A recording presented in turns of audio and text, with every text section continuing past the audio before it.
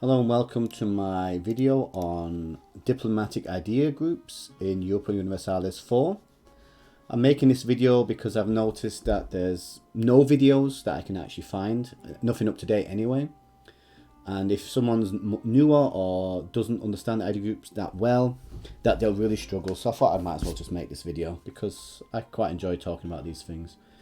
I'll do diplomatic idea groups here, and it's all subjective. So even though I might prefer certain ideas, there will be people who prefer other ideas. People will always disagree with each other because there's a lot to idea groups. Specifically, an important thing to mention is it depends what country you are playing and what kind of game you want to play. So as an example, if you play Portugal, you'll want to take exploration as your first idea. But if you play someone like Hungary or Austria, etc., you do not want to take exploration ideas at first, and maybe not even at all. So it's a must pick for colonization empires. England can take it, but I wouldn't advise it's the first idea group either. France can, same idea. I wouldn't take it as the first idea group. Exploration as your first idea, I'd advise, like I said, Portugal and nations that are not European. As example, African nations can take exploration ideas first. It's not a bad pick.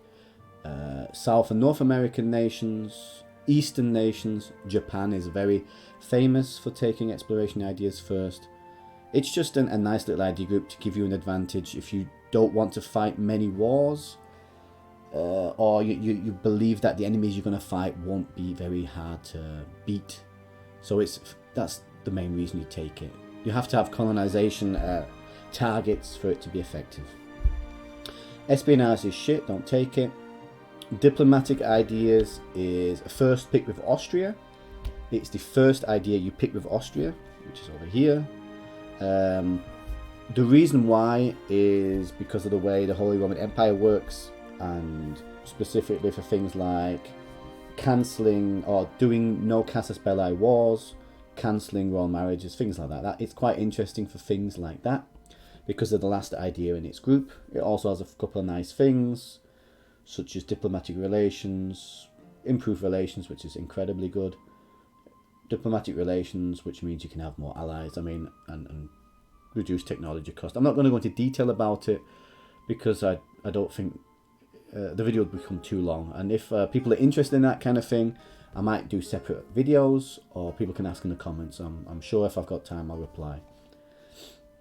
If you're interested in playing Austria, I'd advise you to look at someone like Budget Monk. He's a YouTuber. He does videos on how best to play Austria. He's a very good player. There's also people like Arumba who play random games, but Budget Monk is your best bet if you're really looking at becoming a very good player. Trade ideas is an idea group I would advise you not to take. I don't like trade ideas at all. I find it to be just a waste. Some people will disagree. Certain people will like taking trade ideas if you play certain nations here in the North Sea. It can be quite nice. You create quite a lot of money. But I personally don't like it. I find the extra merchants to be too many. It doesn't really make much of a difference, and yeah, I'm not a big fan of it. You can take it if you really want to, but for a world conquest game, or a game where you really want to be competitive, people just don't take it. Talked about that one. Maritime ideas is useless, don't take it. Influence ideas is another main pick. It's been nerfed a little bit. As you can see when I go over influence ideas, these are the ideas, and these are policies that can be unlocked. Let's say I've got influence, and at the top, economic ideas.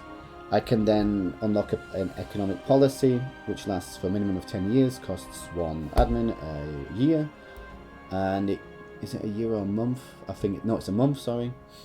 And it gives me that 25% income from vassals and 100% vassal force limit contributions. So those are things to look at if you're thinking about an idea, but I'll talk about that in a second again. Right, so influence ideas was incredible because if you took influence and administrative, you got a policy, which meant you could annex a vassal by minus 20% cheaper. I mean, it's been nerfed twice. It was 40, then it was 20, now it's gone. As you can see, it's not there anymore. It's now yearly prestige and vassal fort contribution, which is useless. So it made influence and administrative for world conquest. It was pretty much standard. I mean, you couldn't go wrong picking it. But they've gotten rid of it now. But it's still got the nice minus 25% diplomatic annexation cost. So if I'm honest with you, in most nations, if you're picking a diplomatic idea, influence is pretty much the idea. This is the best one. This is situational and also very good, like I said. And this one here is also, you can pick that over influence ideas if you want, but influence just gives you a bit more, really. That's why it's picked over diplomatic ideas. And you mainly don't want a nation with influence and diplomatic ideas. It's just a bit wasteful, because you could take a military idea group or a powerful administrative idea group. So there you go. I hope that video explains everything. I tried to keep it as short and to the point as possible, because there is a lot of complexity to this game. And like I said, if anyone is interested, write in the comments. If you have any problems, and I'll either write a comment, and if I find the question to be interesting or requiring a video, I might make another video. But like I said, this is just the thing that I'm doing right now for a bit of, just to help people out.